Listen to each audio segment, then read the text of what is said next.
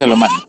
Muchas gracias. Y Carlos, coordinador del grupo 6, a un momento se conecta y se conecta. Bueno, entonces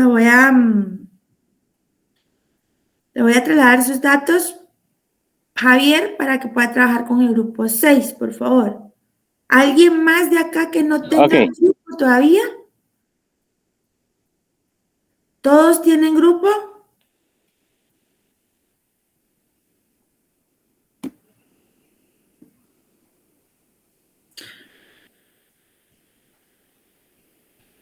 Hola, Ligda, buenas tardes.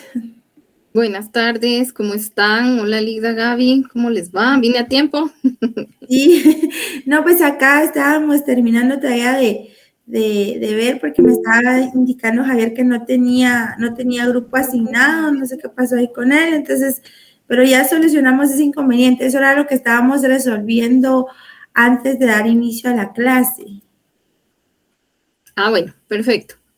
Entonces, solo déjenme ubicar el video y vamos a dar inicio a la clase. Gracias, Lisa.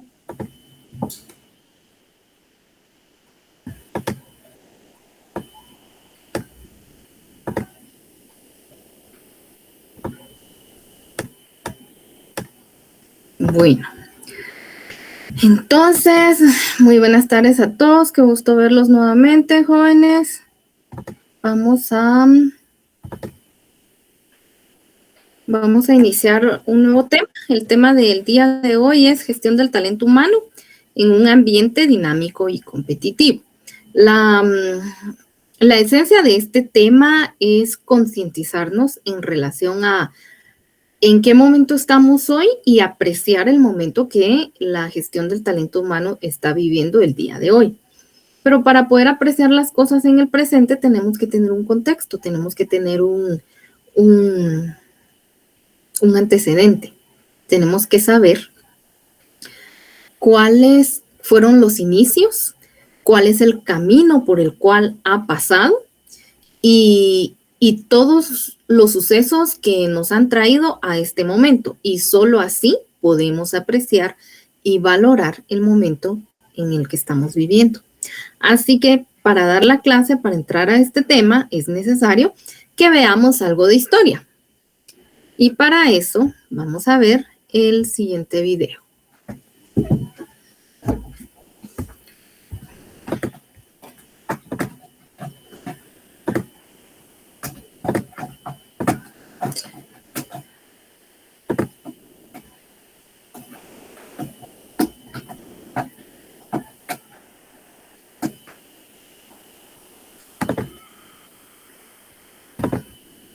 Bueno, me avisan si no lo pueden ver.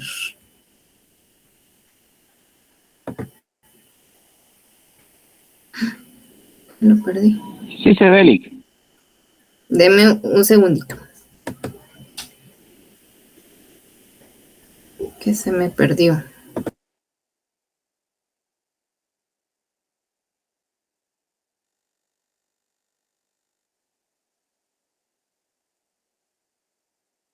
Industrial, ¿cuándo tiene lugar? En el periodo que va de 1780 a 1840. ¿Dónde tiene lugar? En Inglaterra, para después extenderse a Europa y a los Estados Unidos. ¿Por qué fue una revolución? ¿En qué consistió? Desde el Neolítico, esto es 10.000 años antes del siglo XVIII, la humanidad no había experimentado una serie de transformaciones tan importantes en cuanto a su economía, su productividad, aparición de nuevas tecnologías que conllevó a una transformación profunda de la sociedad. En el Neolítico se aprendió a plantar, aparece la agricultura, domesticar a los animales, apareció la ganadería. Las sociedades ya no necesitan ser nómadas para subsistir, por lo que el hombre se hace sedentario y recolector, pudiendo almacenar el excedente. Surge un nuevo modelo de organización social con la aparición de ciudades y de nuevas civilizaciones. Con la revolución industrial se va a vivir otro salto cualitativo en la forma de vivir. Se va a pasar de un sistema rural de producción manual, basado en la agricultura, a un sistema de producción industrial en las ciudades. Vamos a desgranar cómo van apareciendo estos cambios. Nos situamos en la segunda mitad del siglo XVIII. En Inglaterra, las 13 colonias británicas en América acaban de independizarse, hecho que marca el inicio de la edad contemporánea. Es la época de las revoluciones liberales y el derrocamiento del antiguo régimen. Desaparece el poder absoluto del monarca. Los súbditos se convierten en ciudadanos que van a poder tomar decisiones sobre su propio destino. Desaparece la brecha social entre los privilegiados y el pueblo llano, con el surgimiento de una nueva clase social, la burguesía, una clase revolucionaria enfrentada a los estamentos de los privilegiados. ¿Por qué la revolución industrial comienza en Inglaterra? En Inglaterra se había instaurado 100 años antes el sistema parlamentario, definido ideológicamente por el liberalismo de John Locke, basado en la división de poderes, la economía de mercado y la libertad individual. Este modelo fue copiado después por Estados Unidos, Francia, España y es el modelo que se usa hoy en día en casi todos los países democráticos.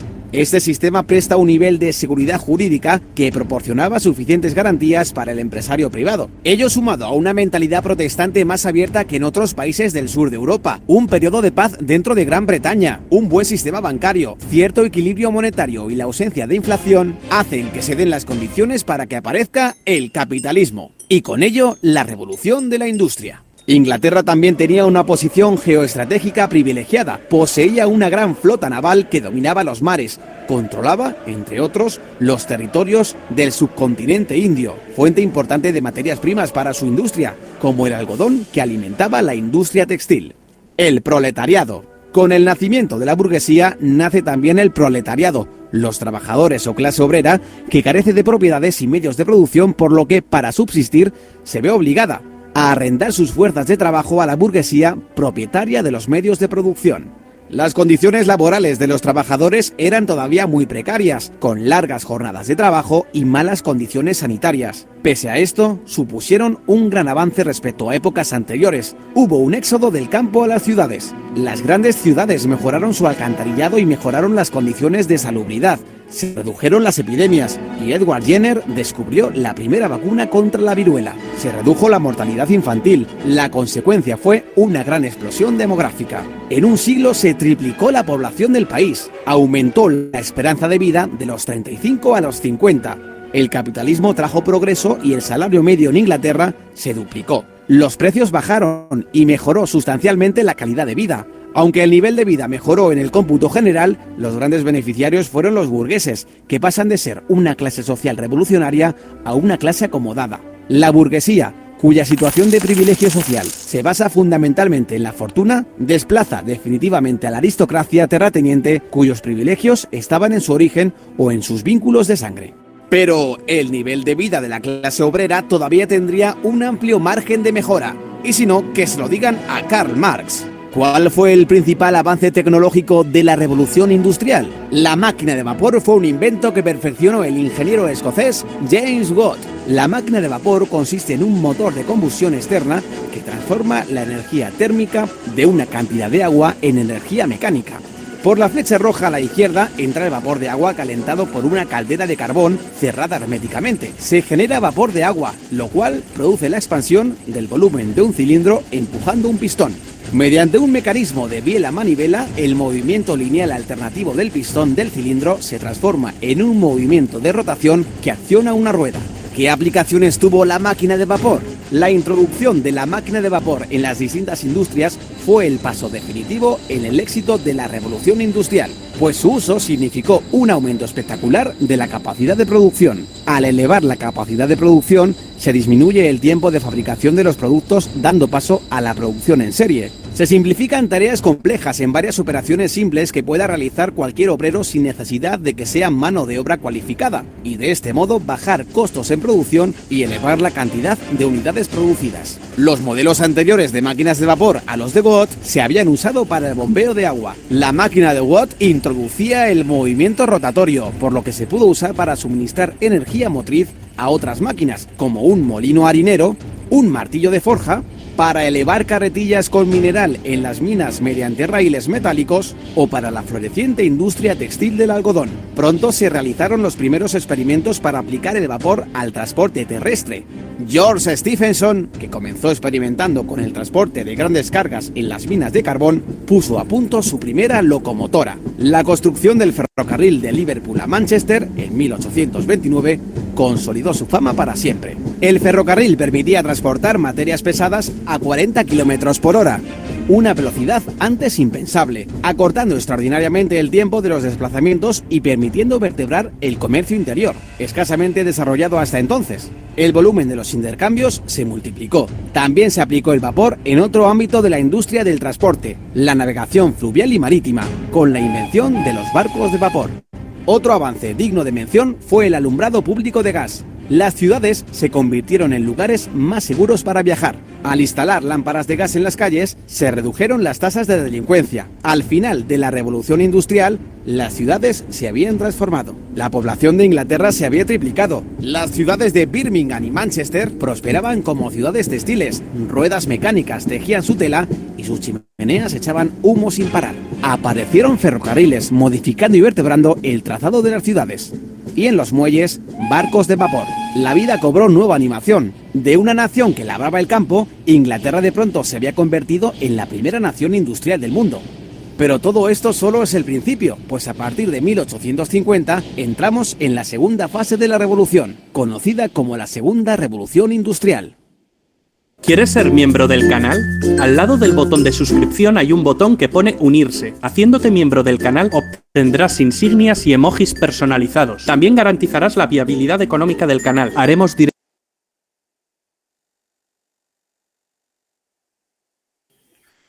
Bueno, esa es la primera parte y es el contexto, el punto de medular de dónde parte toda nuestra historia. Sin duda, pues les hizo recordar parte de los cursos de economía o de socioeconomía de área común y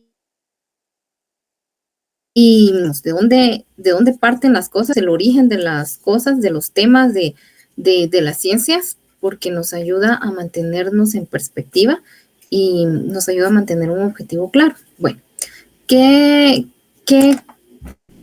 comentarios tenemos acerca del video que vimos sobre ahorita les voy a compartir el enlace. ¿Qué comentarios tenemos sobre el video que vimos sobre la primera revolución industrial?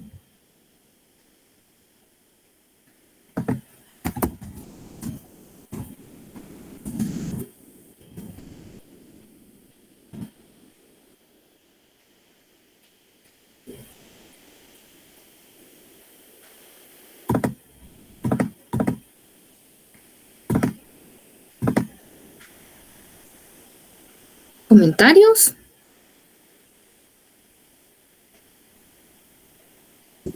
Buenas tardes, licenciada. Hola Edson, buenas tardes, díganos.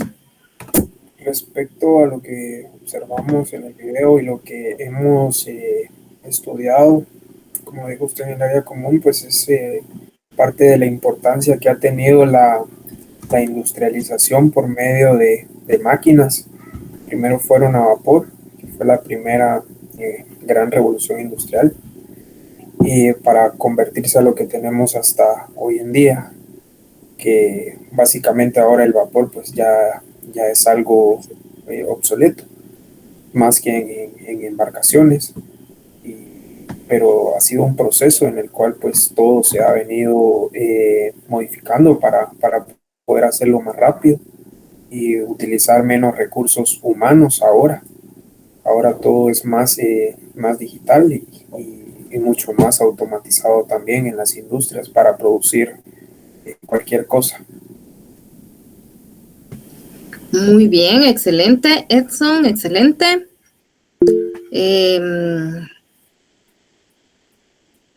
Solo leo este comentario y le doy la palabra, Javier.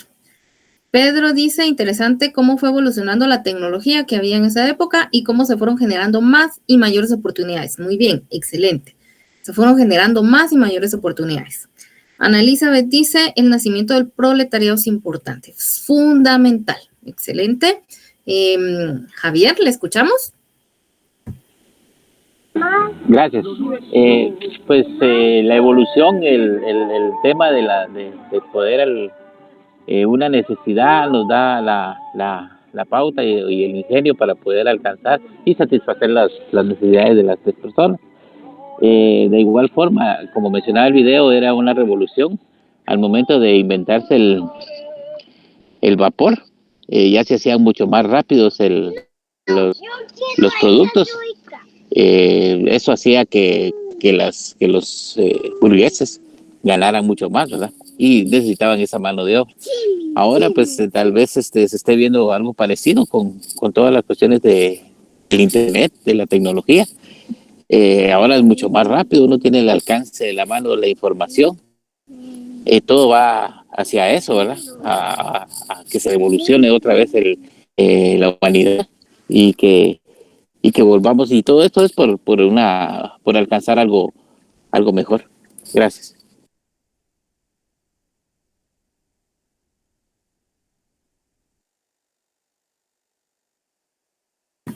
A ustedes, gracias, Javier. Muy bien, excelente. Y sí, justamente como decía Javier, todo esto es por ir en mejora de lo que tenemos actualmente. Excelente, gracias, Javier. Jorge García, ¿lo escuchamos? Hola, licenciada, buenas tardes. Yo creo que también el tema adicional a todo lo que han dicho los compañeros, y creo que más orientado a la clase y a lo que estamos viendo, es de que también se da las divisiones de trabajo. Ya empezaron a salir partes de tareas definidas para algunos obreros en ese tiempo, y se fue dando más la estructura organizacional en las empresas también. Muy bien, excelente también, sí. La revolución industrial, como vemos en la historia, marca un punto importante porque nos permite ver la evolución de la sociedad en una ciencia específica. De hecho, fue hasta la aparición de la revolución industrial, de la segunda, que se empiezan a acuñar ciencias y temas administrativos. Y ese es el punto en el que queremos hacer énfasis. Y vamos a ver la segunda parte. Sí, aquí la tengo. Vamos a ver la segunda parte. Denme un segundito, solo que cargue esto.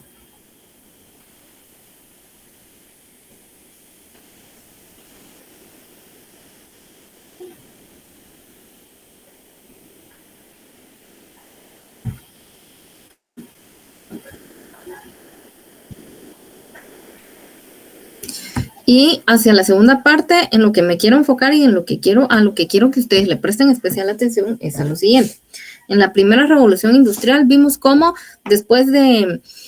hubo un salto bastante notable recuerdan ustedes que en nuestras clases de economía nos contaban que el ser humano evolucionó, que allá lejos recuerdo que desde que el ser humano se decidió convertirse en el Homo erectus y empezó a caminar en dos extremidades, toda su estructura ósea permitió la evolución de su cerebro.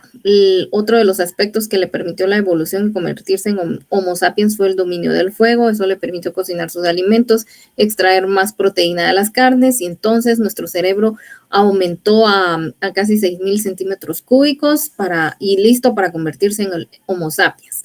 Nos empezamos a asociar, empezamos a hacer familias, manadas, hordas, y para sobrevivir. Y posteriormente aparecen las primeras divisiones de tareas entre los que recolectaban, los que cazaban y los que cuidaban animales y plantas en casa.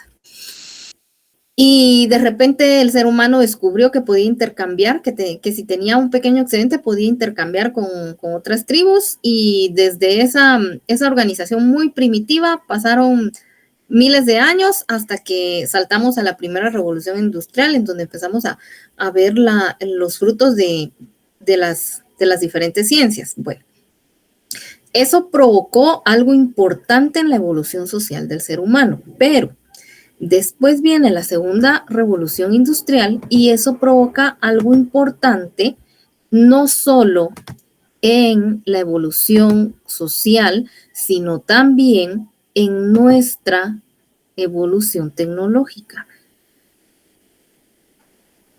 Y quiero que le prestemos especial atención a esta parte, que ustedes me digan cómo impactan las ciencias que estamos estudiando. Así que pones atención, que empezamos. La segunda revolución industrial se desarrolló a partir del año 1870. Vamos a empezar con las nuevas fuentes de energía e industrias. Primero, con la energía, en la que encontramos la electricidad. Se aplicó a la industria para mover las máquinas y posibilitó la aparición de nuevos medios de transporte, como el ferrocarril eléctrico, el metro o el tranvía, y también de comunicación, el teléfono, la radio o el cinematógrafo. Pasemos ahora a ver el petróleo. En 1859 se perforaron los primeros pozos de extracción. De esta manera, adquirió gran importancia con la invención del motor de explosión, aplicado a los automóviles. Vayamos ahora a la industria. La industria textil perdió su liderazgo en favor del sector siderúrgico y de las industrias químicas y eléctricas. Empecemos con la industria siderúrgica. La invención del convertidor de Bessemer, capaz de producir grandes cantidades de acero a bajo precio, dio un gran impulso a la producción siderúrgica. Pasemos ahora a la industria química. Se usaron nuevas materias primas, como el petróleo o el caucho, para fabricar nuevos productos como artículos farmacéuticos, productos sintéticos como la goma o colorantes artificiales, y la dinamita. Y por último, pasemos a la industria eléctrica. La producción y distribución de la electricidad dio lugar a su desarrollo. Las nuevas industrias crecieron sobre todo en Estados Unidos y Alemania. Vayamos ahora a ver la gran empresa y la banca moderna. Al inicio de la revolución industrial, la mayoría de las empresas eran pequeñas y pertenecían a una sola persona o familia. La empresa familiar tuvo dificultades para comprar nuevas máquinas y contratar obreros con los beneficios que obtenía. Por eso se crearon las sociedades anónimas. En ellas, el capital de la empresa se fracciona en participaciones u acciones, que se negocian en la bolsa y quien las adquiere pasa a ser socio de la misma. Los bancos se convirtieron en un elemento muy importante. Prestaban dinero a las empresas y pasaron a ser intermediarios entre los particulares y las empresas. Los clientes guardaban sus ahorros en el banco y el banco los invertía en la industria y otros negocios. Debido a este modo, nació el capitalismo financiero. Pasemos al último apartado, los sistemas de producción novedosos. A finales del siglo XX se aplicaron nuevos sistemas para aumentar la producción. El ingeniero Frederick Taylor creó el Taylorismo. El proceso de producción se dividía en pequeñas tareas, cuya duración se cronometraba. Cada obrero se especializaba en una tarea y recibía un salario proporcional a la labor realizada. El empresario Henry Ford empleó en sus fábricas de automóviles el trabajo en cadena. Los productos pasaban de un operario a otro a través de una cadena de montaje. Así se evitaban los tiempos muertos entre unas tareas y otras, y aumentaba el número de productos que elaboraba cada operario. Además, aplicó la producción en serie, es decir, la fabricación de un producto, automóviles en su caso, en grandes cantidades a partir de diversas piezas iguales diseñadas industrialmente. De este modo, abarató los precios. La necesidad de realizar grandes inversiones y el deseo de controlar los mercados hizo que se produjeran fusiones y acuerdos entre empresas. Así surgieron distintas formas de concentración empresarial, como las que vamos a ver ahora. Cártel es una asociación de empresas dedicadas a la misma rama de actividad, que llegan a acuerdos para controlar la producción y la distribución, fijar los precios y compartir beneficios. Holding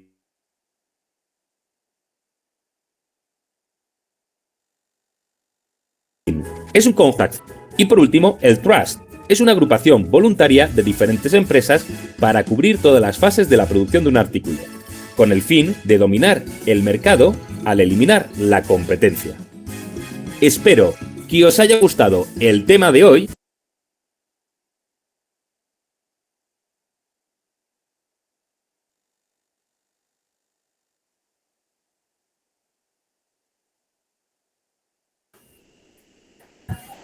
Y bueno, en esta segunda parte de la revolución vemos a la humanidad empezando a acuñar otras ciencias. ¿De qué ciencias estamos hablando aquí?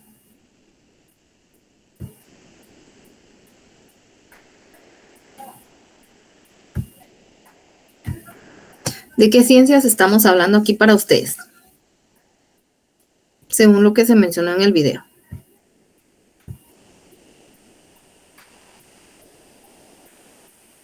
De economía, muy bien, Elmer. Excelente. ¿De qué más?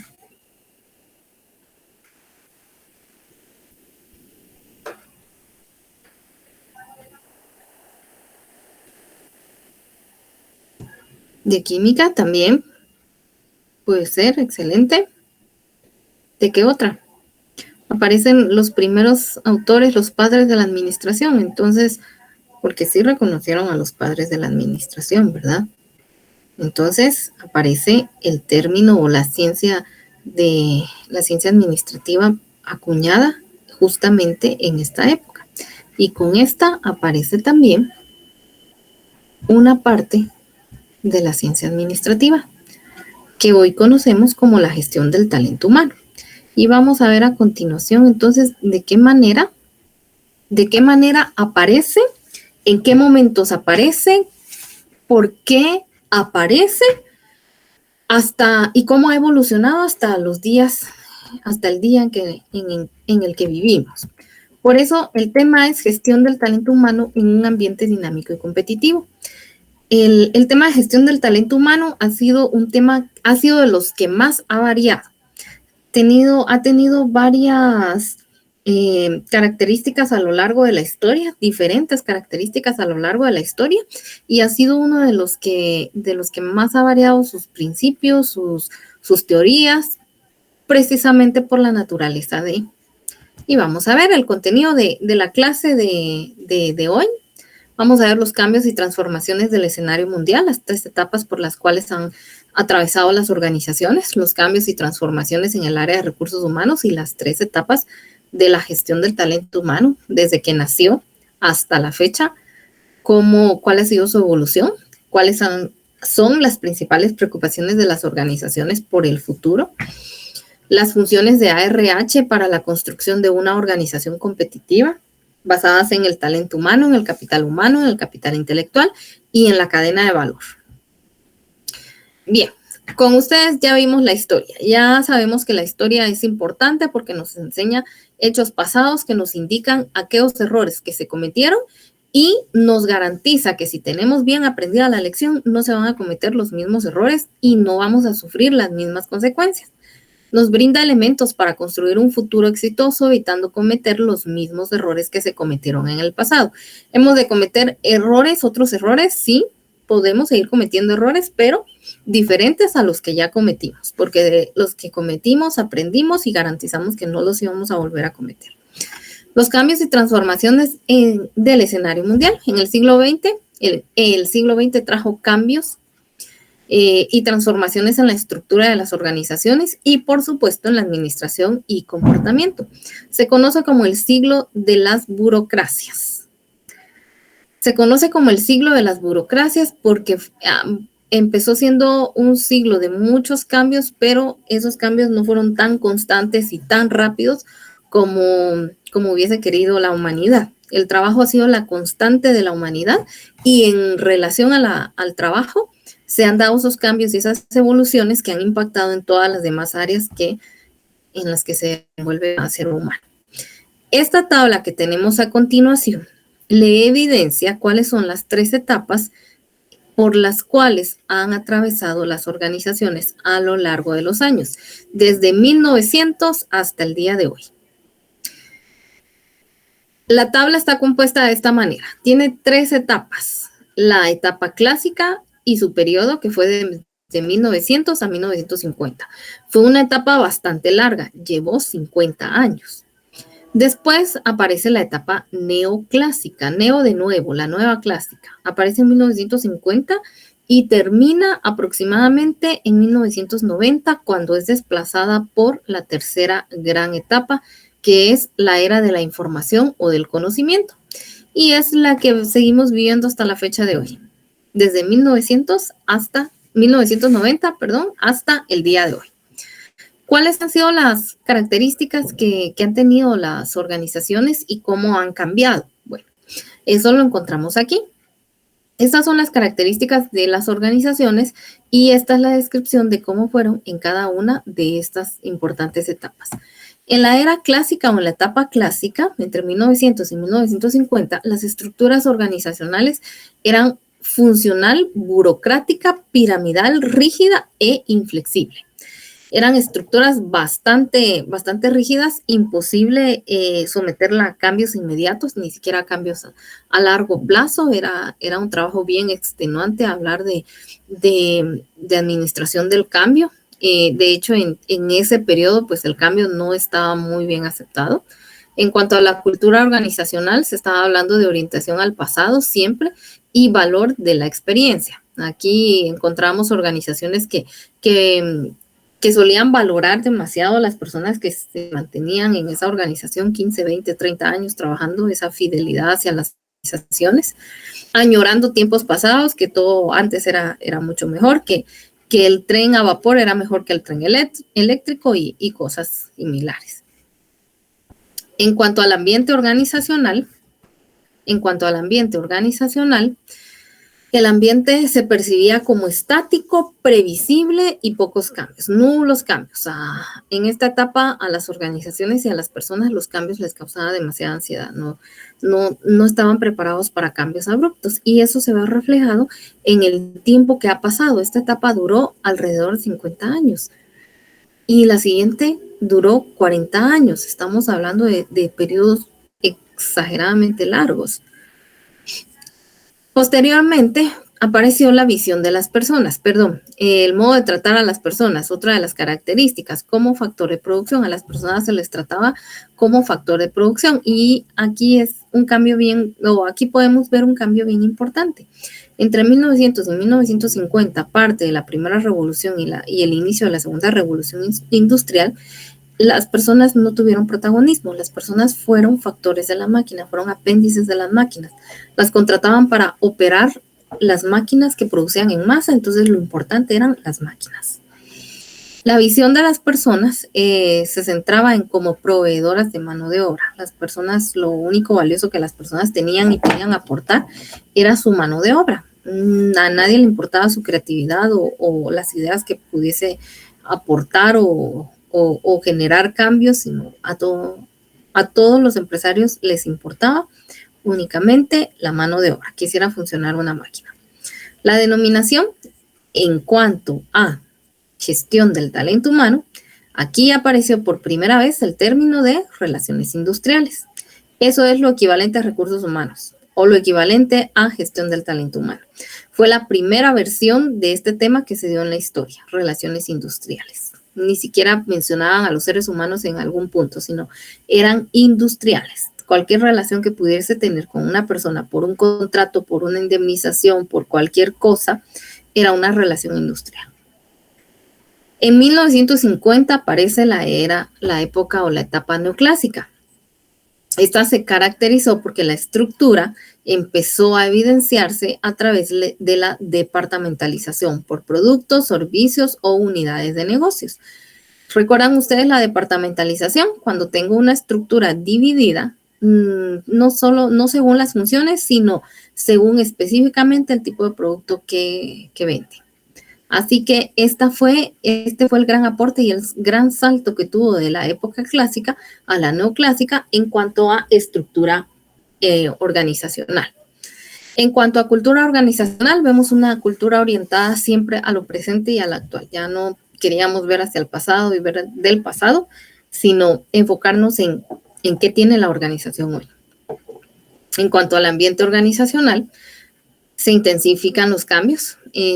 Después de 1950 se vino una época complicada para la humanidad, de muchos frutos y una época muy, muy, muy generosa para la humanidad, pero al mismo tiempo complicada, porque los cambios sí fueron esenciales, fueron abruptos, cambiaron el rumbo de la historia, nos cambiaron la vida a todos y todo se lo debemos a la única parte buena que tienen las guerras, y es que las guerras provocan cambios tecnológicos importantes, avances en las ciencias médicas, en las ciencias sociales, aportan descubrimientos importantísimos Y prueba de ello es el Wi-Fi y el horno de microondas y las lavadoras y todo lo que hoy nos facilita la vida a nosotros. Así, todo eso derivó de conocimiento de la ciencia que se generó posterior a la Segunda Guerra Mundial, o mejor dicho, durante la Segunda Guerra Mundial,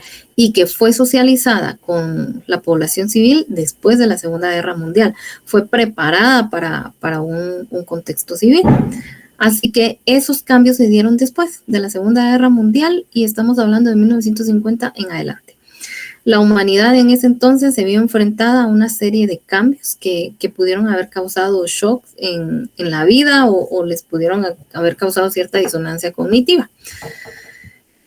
Modo de tratar a las personas, eso también cambió, tuvo que evolucionar. Fue una de las situaciones que aprendimos o que se consideraron como elementos o como conclusiones o como descubrimientos de la Segunda Guerra Mundial, y se le empieza a tratar a las personas como recursos organizacionales a ser administrados, recursos organizacionales que necesitan administrarse. Ya no eran solamente un apéndice de la máquina, sino ahora son recursos.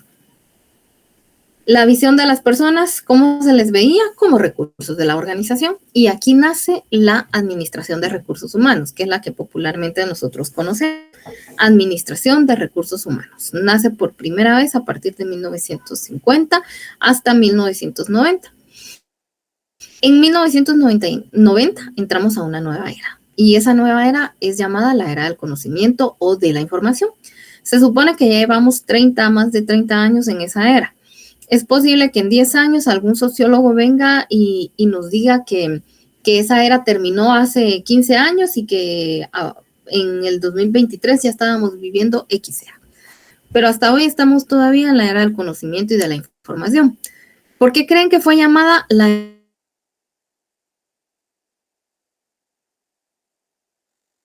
era o la etapa del... ¿Por qué creen que fue llamada la etapa del conocimiento de la información?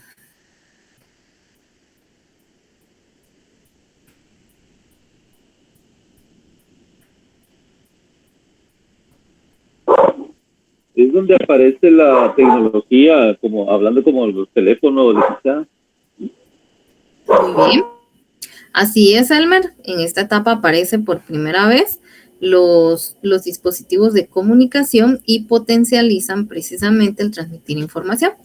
El hecho de que haya aparecido el Internet, de que se haya hecho tan accesible para todos, que haya aparecido junto al Wi-Fi y eso permitiera hacerlo accesible para todos los seres humanos, que aparecieran buscadores, motores de búsqueda y empresas que recopilaran información de la humanidad y la tuvieran disponible para todo aquel que lo quisiera consultar, y que el día de hoy todo sea tan sencillo y tan fácil al alcance de su teléfono inteligente, fue lo que marcó esta época justamente.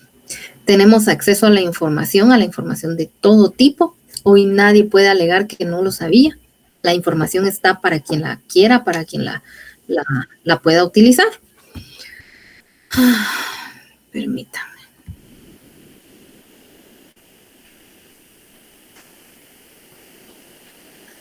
Déjeme solo anotar quién se está uniendo a la clase.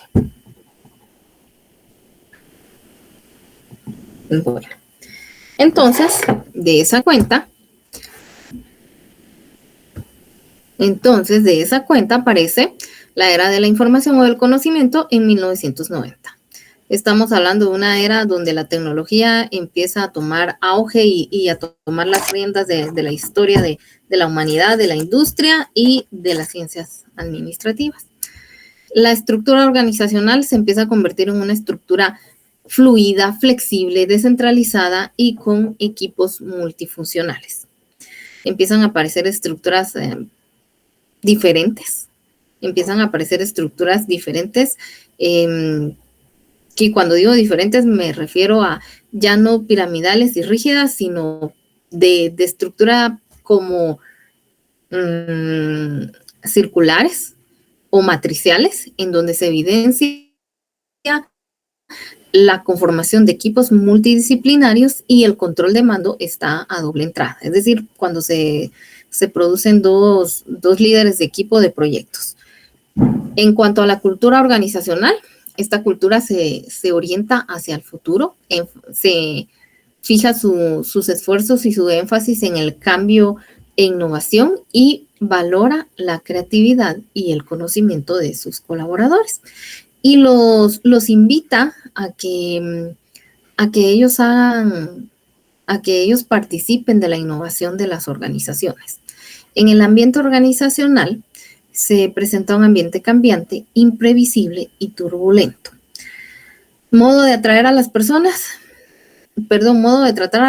se les empieza a tratar como los seres proactivos, dotados de inteligencia que deben motivarse. Se les empieza a ver como realmente es la persona, como el paquete completo que necesita más que solo un salario y reglas, sino necesita, empiezan a aparecer los temas de motivación, supervisión, liderazgo, y eso es parte de lo que necesitan ahora las personas. Finalmente, la visión de las personas, cómo se les ve a las personas como proveedoras de conocimiento y competencias. Se les ve como proveedoras de conocimientos y competencias. Ya no se les ve únicamente como apéndices de las máquinas o como recursos para administrar, sino se les ve como elementos que pueden aportar esas competencias a la organización. Y entonces aquí nace la gestión del talento humano, la denominación gestión del talento humano. Después de este recorrido que han tenido las organizaciones, todo cae aquí a partir de 1990 se empieza a acuñar el término gestión del talento humano. La era clásica entre 1990 y 1950, las personas se consideraban recursos de producción junto con otros recursos como las máquinas o equipos y capital. Eran como piezas de una máquina, era la pieza que hace funcionar la máquina o que oprime el botón de encendido. El hombre era un apéndice de la máquina y en esta época los 3 factores de producción eran la tierra, el capital y el trabajo. Quienes tenían la tierra y el capital, historia similar aquí en Guatemala, eran las personas pudientes. Y quienes tenían la capacidad de trabajar, la mano de obra, eran las personas que no tenían más recursos. En la era de la industrialización, que aparece en 1950 hasta 1990, el modelo burocrático se replanteó por la estructura mixta y matricial, el liderazgo de personas como recursos de la organización, el liderazgo de personas como recursos de la organización y deben ser administrados. Con eso se refiere a que aparecen los temas como liderazgo, comunicación y supervisión para atender las necesidades de las personas en la organización y ya no eran solo recursos para ser administrados. Y la administración de personas pasó a la administración de recursos humanos. En esta época hubo adelantos muy importantes. En 1972, durante la guerra de Vietnam, el ejército estadounidense, o más bien el lado científico, el equipo científico del ejército estadounidense, en 1972 descubren un tema importantísimo que marcó la historia y la evolución de la administración de recursos humanos a gestión del talento humano. Y el tema lo distinguen de la siguiente manera. Ellos encuentran que de los equipos que son enviados a la guerra, que todos van preparados de la misma manera, van equipados de la misma manera, tienen el mismo conocimiento, se diferencian entre sí por diferentes razones.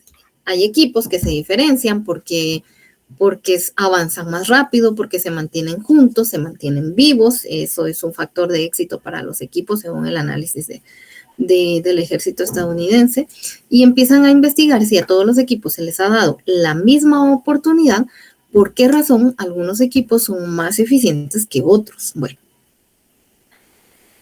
la razón al final de la investigación que se llevó a cabo, la razón principal es que los seres humanos que participaban en equipos de alto rendimiento, que avanzaban más y se mantenían vivos por más tiempo, solían tener ciertas competencias adicionales a las que se les daba en el entrenamiento, como cómo disparar un cañón, cómo disparar un rifle, cómo seguir una huella, qué sé yo. Tenían competencias como comunicación efectiva, como liderazgo, supervisión, resolución de conflictos, etc. Y entonces definieron a esas competencias como competencias no asociadas a la parte técnica, pero que eran importantes para alcanzar el éxito. Eso fue en 1972 y sale a la luz de la vida civil, de la sociedad civil y luego de la administración hasta allá por 1996. Cuando, bueno, y antes de esto, tal vez en 1990-92, aparecen los primeros libros en relación a este tema, pero se hace famoso hasta 1996 cuando aparece con el doctor Goleman el término de inteligencia emocional. Y resulta que la inteligencia emocional era una competencia blanda. Y las competencias blandas son aquellas competencias que nos facilitan el trato con las personas, por eso se llaman blandas de alguna manera, porque son las competencias sociales que nos garantizan el éxito con las personas. Nos garantiza el éxito tener competencias duras, el dominio de una ciencia, saber cómo hacer las cosas, cómo manejar un avión, por ejemplo, esa es una competencia dura. O que usted me domine el proceso administrativo y lo pueda poner en práctica. Esa es una competencia dura, porque todo eso está asociado a su formación profesional, a su formación, valga la redundancia, a la preparación formal, vamos a decirlo así, a la preparación académica formal, mientras que las competencias blandas están asociadas a su capacidad de interactuar con otras personas. Bueno, pues al final, en esta época, en este periodo de tiempo, entre 1950 y 1990, se define que los seres humanos necesitamos las competencias blandas para desenvolvernos en el contexto, en nuestro contexto, en las sociedades, en los grupos sociales en los que nosotros participamos. Y ese fue el verdadero éxito del hombre de Neandertal para poder convertirse en Homo sapiens. Para los que todavía creen en la teoría de evolucionista, fue su capacidad para poder asociarse con otros seres similares a él y poder resistir las vicisitudes de la naturaleza y poder resistir juntos y convertirse en una familia que se cuidaban las espaldas mutuamente. Esa capacidad de asociarse, competencias blandas, fue lo que realmente permitió su evolución para los que todavía creen en la teoría de evolución.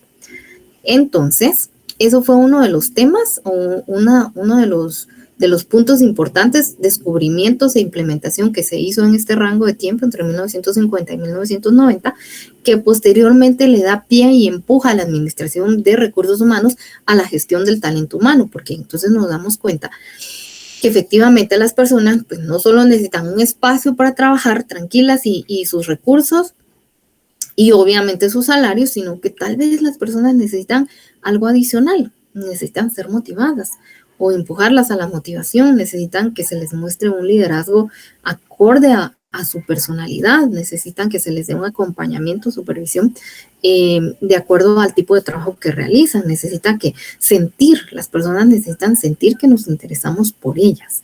Así que esas son las principales características de la etapa neoclásica.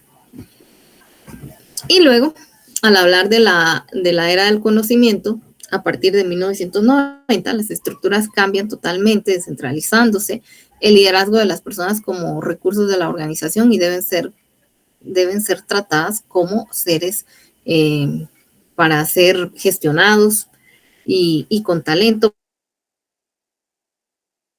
para ser aprovechados.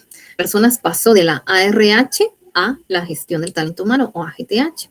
Y aquí se les ve a las personas como socias de la organización, seres dotados de inteligencia, de personalidad, de conocimientos, de habilidades, de destrezas, de aspiraciones, etc.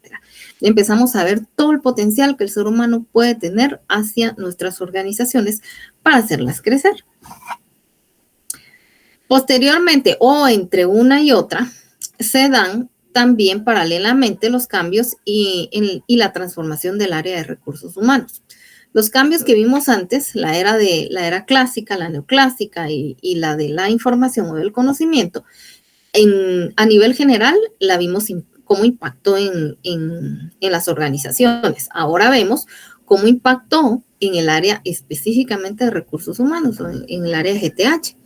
Bueno, pues la era de la industrialización clásica entre 1990 y 1950, comienzo de la industrialización y formación del propietario, transformación de los talleres en fábricas, estabilidad, rutina, mantenimiento y permanencia, adopción de estructuras tradicionales, departamentalización funcional y divisional, modelo mecanicista y burocrático y la necesidad del orden y de una rutina. Esas son las características de lo que conocimos en su momento como relaciones industriales. Aquí tenemos las denominaciones que tenían: departamento personal o departamento de relaciones industriales, donde las personas eran vistas exclusivamente como mano de obra entre 1900 y 1950. Pero en 1950 a 1990, cuando aparece la era neoclásica, vemos la expansión de la industrialización y el mercado de candidatos. Hay más personas que piden empleos. Se aumenta el tamaño de las fábricas y el comercio mundial. Fabricamos ahora en masa, en serie, cada día fabricamos más, significa que tenemos más excedentes, que las empresas y los países cada día tienen más excedente y necesitan colocarlos, y colocarlos fácilmente provoca la capacidad adquisitiva, y entonces empiezan a diferenciarse los países en ese sentido. Aumento del tamaño de las fábricas y el comercio mundial, inicia el dinamismo del ambiente, la intensidad del cambio, adopción de estructuras híbridas de nuevas soluciones organizacionales, modelos menos mecanicistas, estructuras planas y amplitud de control más reducido. Y también la necesidad de adaptación, la necesidad de adaptarse a uno o a otro ambiente. Aquí el órgano administrativo responsable fue denominado Departamento de Recursos Humanos, o el departamento que posteriormente evolucionó al Departamento de Gestión del Talento Humano, y las personas eran aquí vistas como recursos. Vamos a mover esto. En la era de la información, entonces, en 1990, la evolución o el cambio que trae para el órgano encargado de administrar a las personas es que el mercado de servicios sobrepasa el mercado industrial, bienes, manufactura. Empezamos a ver que las organizaciones dedicadas al servicio empiezan a tener mayor auge, más todavía que las fábricas que se dedicaban a la manufactura o a la producción de bienes.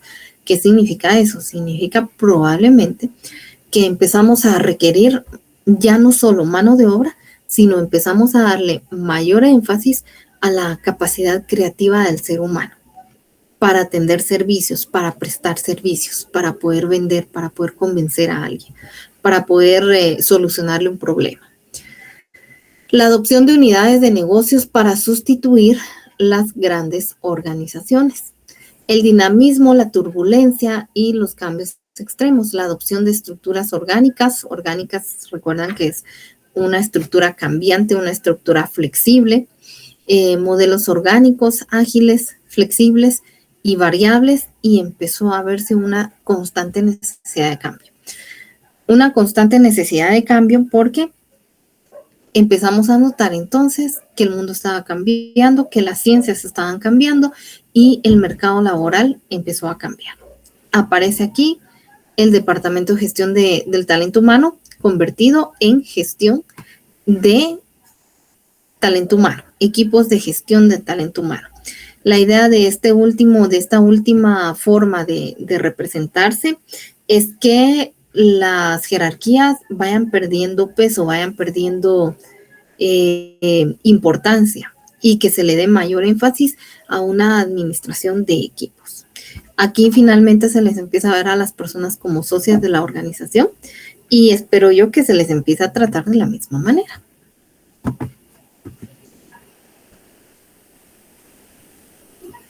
Bien, ¿tienen dudas o preguntas hasta aquí, a dónde vamos?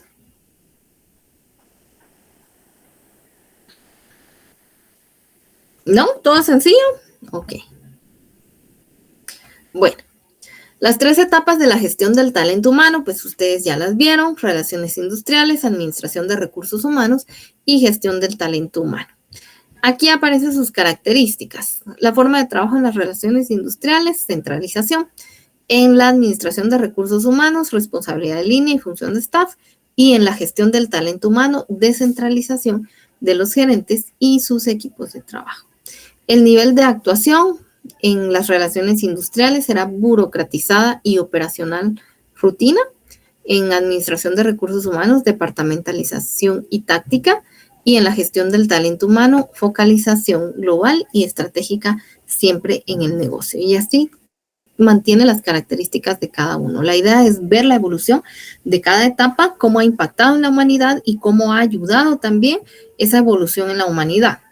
¿Alguien me puede decir cómo considera que esta evolución de la administración de recursos humanos ha ayudado a la humanidad?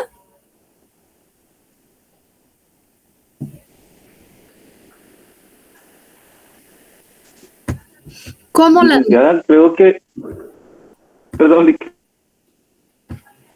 Diga, Elmer, diga, perdón.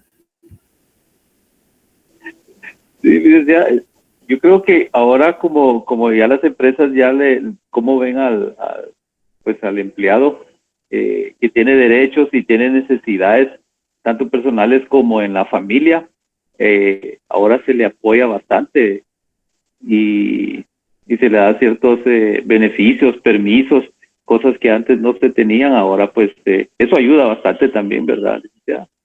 En la sociedad, en la formación de los hijos y ese tipo de cosas.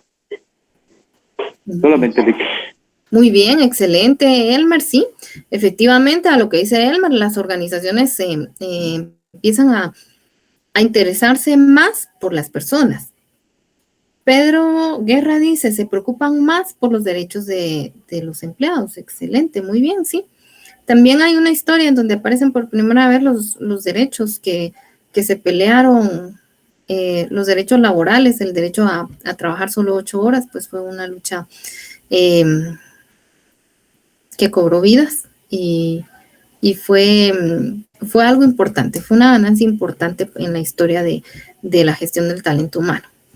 Muy bien, sí, por supuesto, no en todas, en algunas instituciones sí, no en todas. Se les tiene que respetar los derechos a las personas. Sus derechos adquiridos son sus derechos adquiridos. Y hay que saber encontrar un equilibrio entre los derechos adquiridos, cómo gozarlos y que la organización pues tampoco se vea afectada. Ana Elizabeth dice, para mí no es que se preocupen por los derechos del colaborador, sino que se reconocen y se respetan. Sí, exactamente, son reconocidos y respetados. ¿Qué es? Estamos en la misma idea.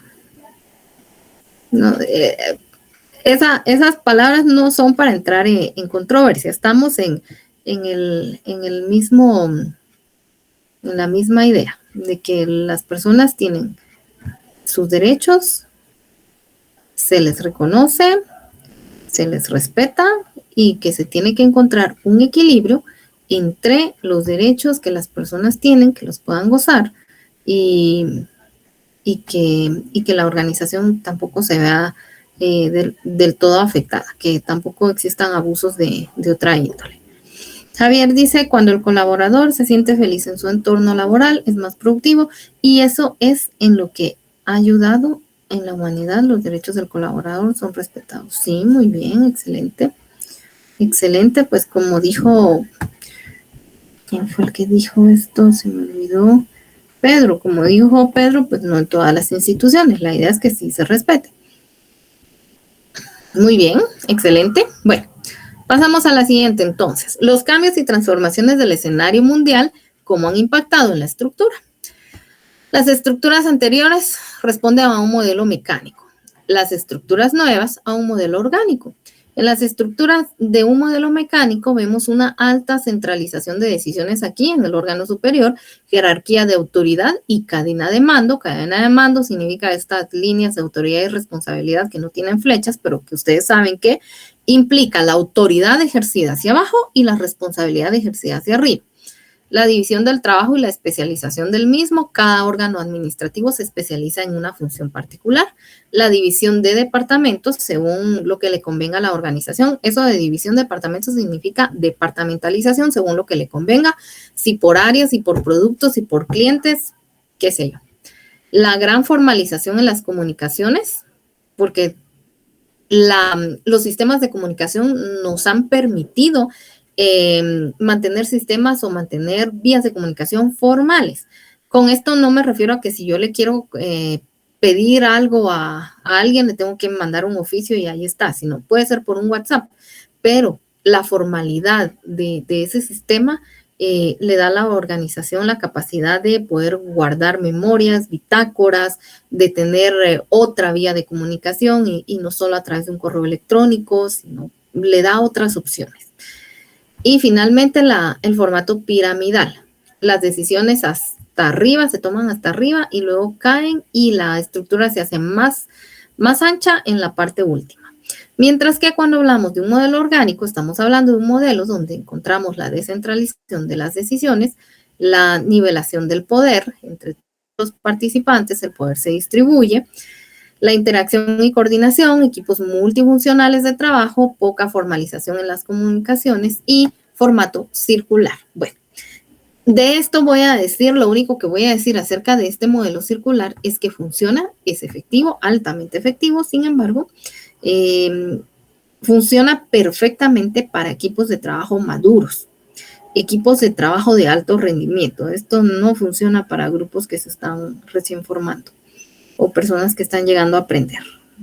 El modelo orgánico no es para todo el mundo y para todas las empresas, sino funciona en una cultura ideal que no tenemos lastimosamente en muchos lugares en Guatemala. Así que es una utopía que vale la pena prestarle atención. Quizás en un futuro estemos preparados para eso. ¿Por qué creen ustedes que yo les digo que no estamos preparados para un modelo orgánico como lo ven aquí?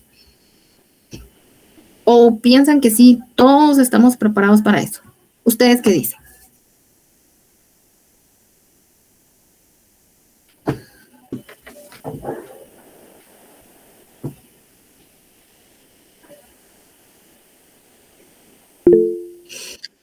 Sí, José.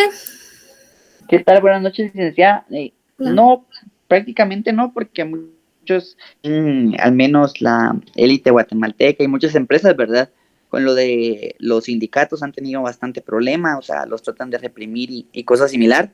Cosa que, por ejemplo, yo estuve viendo algunos programas y que en Alemania, pues los sindicatos de trabajadores tienen un lugar dentro de la mesa de decisiones al momento de producción y todo. Entonces, al menos estaba viendo que en Alemania y varios países de Europa, los sindicatos tienen tal importancia que tienen un lugar en la mesa, ¿verdad? Cuando se toman las decisiones y saben que si pierde la empresa, pierden ellos. Acá en Guatemala, pues no pasan ni en sueños eso, ¿va? Entonces, todavía no estamos preparados ni para trabajar con, por ejemplo, con sindicatos, mucho menos con la descentralización o nivelación del poder, ¿verdad?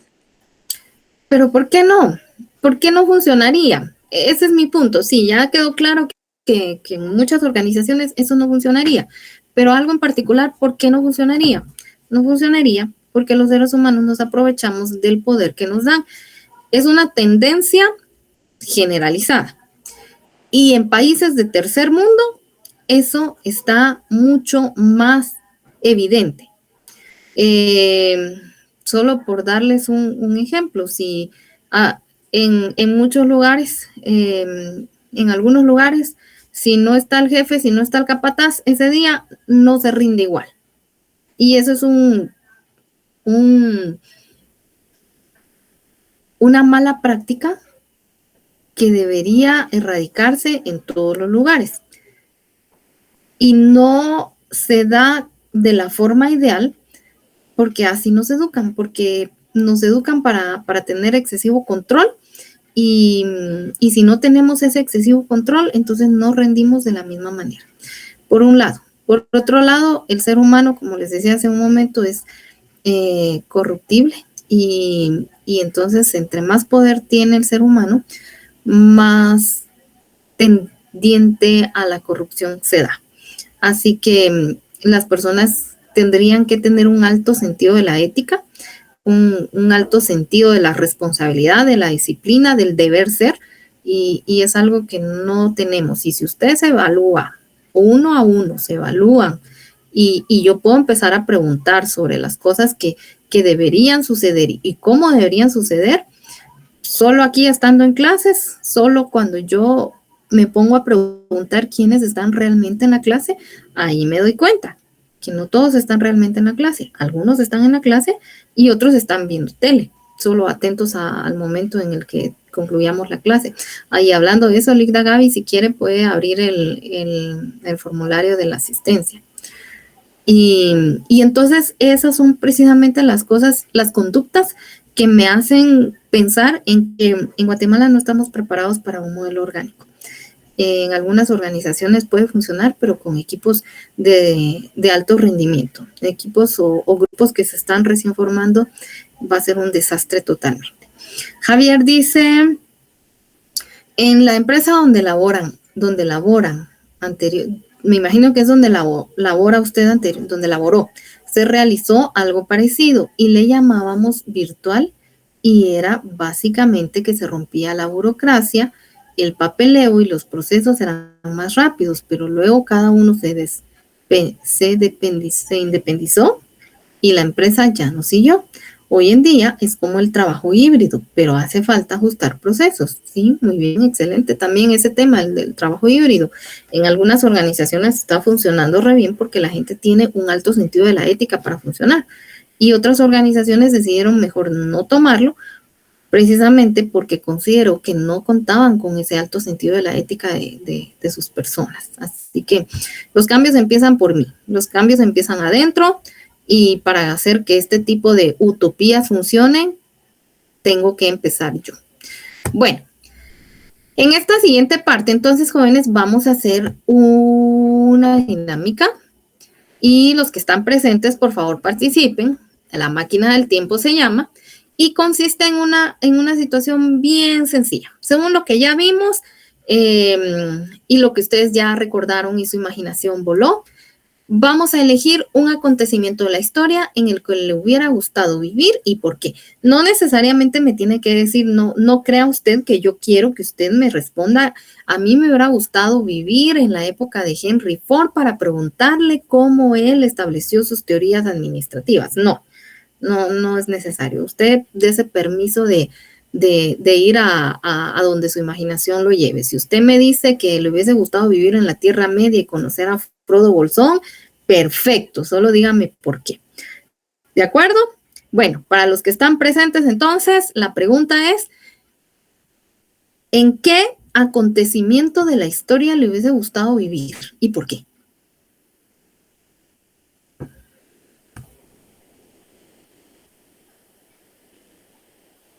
¿O a qué personaje le hubiera gustado conocer y por qué?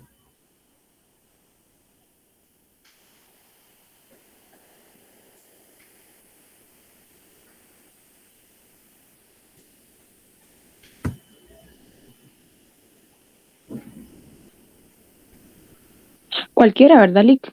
Cualquiera. Por ejemplo, a mí me hubiera gustado cuando fue lo del terremoto del 76. Ay, sí, y hoy lo recordamos con esa movidita de media mañana, ¿verdad? Ay, sí, Lick, horrible eso. Muy bien, espérenme que entraron varios al chat y varios levantaron su manita. Solo quiero preguntarle a Katherine por qué le hubiese gustado vivir en esa época.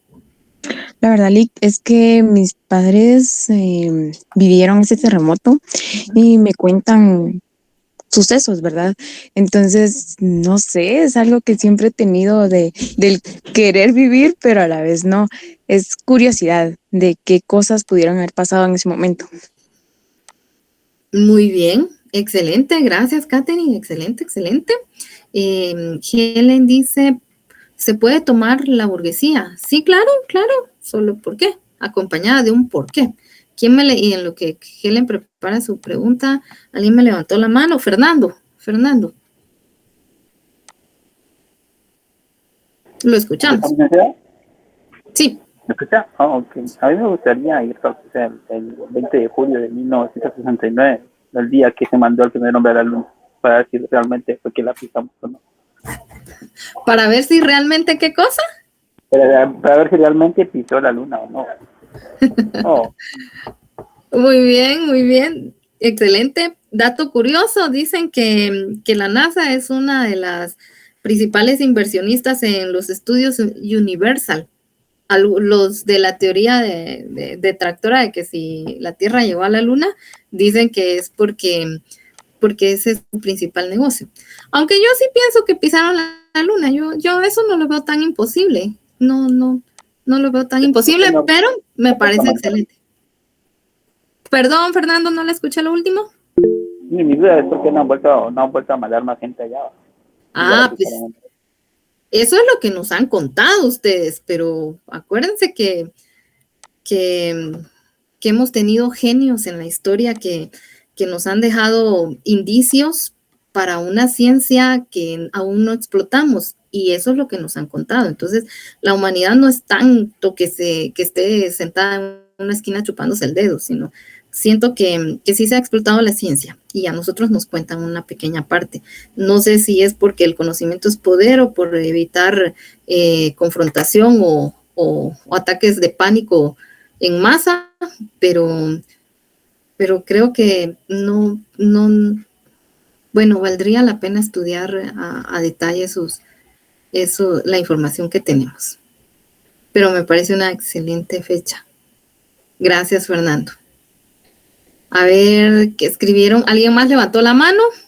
Si alguien más levantó la mano, abra su micrófono. Edin dice, me hubiera gustado. Edin, ¿cómo está? Usted es de la clase. ¿Por qué no entró con su correo normal, Edin, antes de leer su mensaje? Dígame cuál es su correo, por favor. Perdón, no su correo, es su carnet. Y mientras me pone su carnet ahí, voy a leer su... Dice 2010 12699. A Edin le hubiera gustado haber conocido a Nikola Tesla, porque fue un científico no reconocido, inventó muchas cosas que hasta hoy estudian. Sí, muy bien. De hecho, las inventó, las dejó guardaditas y aún nadie las puede explotar. Y la noche que Tesla nació, había una tormenta eléctrica bastante fuerte. Y así que le dijeron a su mamá que Tesla iba a ser que ese era un presagio negativo de la vida de Tesla, pero se convirtió en un científico brillante. Tesla decía que en sus momentos de creatividad más impresionantes, él tenía migrañas fuertes y cuando le daban esas migrañas se encerraba y él empezaba a recibir imágenes en su mente que posteriormente se ponía a dibujar, a escribir, y eran fórmulas, gráficas, planos, y de ahí provenía toda su creatividad y todos sus inventos. Tesla decía que le hablaban del planeta Venus, por eso le digo, Fernando, que a veces me parece que la humanidad sí tiene más de lo que nos han contado. En la época de Tesla también se descubrió a un supuesto meteoro que ronda la Tierra desde que lo descubrieron, ya hace más de 100 años, y le pusieron el Caballero Negro, que un meteoro tiene un movimiento, ya generé la polémica, solo le termino de contar esto. Un meteoro tiene un movimiento, pues no inteligente, pero el Caballero Negro sí tiene un movimiento inteligente, puede cambiar de dirección. Por eso creen que es un satélite no natural. A ver, lo escucho. Buenas noches. Fíjese que yo no me había podido asignar y hoy es apenas mi primera clase. Ok, Edin. Ajá. Edin, estamos en otro tema, nada que ver. X. Póngalo en el chat. Alguien levantó la mano aquí. Perdón. No, era yo licenciado, tengo pena. Sí, Fernando. Lo escucho, Fernando. Incluso el cometa que está pasando ahorita, el cometa verde, que pasa cada 50.000 años cerca de la Tierra. Ha sido visible ahorita del lado sur. Excelente, sí, es cierto. Ya ven. Aquí dice Pedro Guerra, dice, pero no había leído. Luis Roldán, me hubiese gustado vivir en la época, se me perdió, del Renacimiento y poder conocer a Leonardo da Vinci y sus ideas. Muy bien, excelente.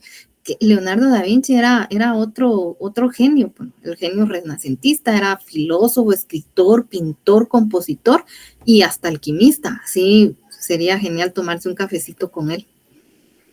Pedro Guerra dice, cuando fue el experimento de la electricidad, sí fue en verdad que Thomas Edison se electrocutó cuando volaba su cometa. No lo sé. Interesante. Pero el verdadero padre de la electricidad fue Tesla, no Edison. Conocer a Maquiavelo, wow, sí. También eso hubiera sido interesante. Solo con leer El Príncipe de Maquiavelo uno ve el alcance, la inteligencia de esa persona para ver la malicia de otras personas y poderlo dejar en un libro. Sí, hubiese sido genial también conocer a Maquiavelo. Ana dice, me hubiera encantado conocer a Julio Verne para saber cómo generó todo lo que plasmó en sus libros. Sí, yo pienso que Julio Verne tenía alguna fuente de información adicional, igual que Tesla, igual que Da Vinci. Da Vinci decía que tenía un ángel que le hablaba a través de un espejo, igual que Newton. Pienso que Werner también tenía una fuente de información adicional. Los escritos de Werner son catalogados como futuristas. Él habló sobre cosas sobre los aviones, sobre los viajes en el tiempo, sobre el centro de la Tierra. Él plasmó la primera teoría de la Tierra hueca. Muy bien, Ana. Manolo dice, me hubiera gustado vivir en los años 300 antes de Cristo. La época de Alejandro Magno. Wow, muy bien, excelente. ¿Y por qué Alejandro Magno? ¿Le hubiera gustado conocer a Alejandro Magno?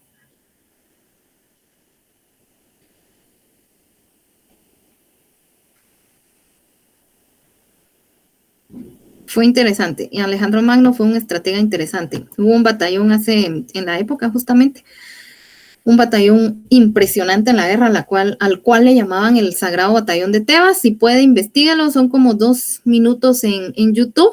Le va a dar datos muy interesantes. El Sagrado Batallón de Tebas. En 30 años nadie lo pudo vencer hasta que llegó Alejandro Magno.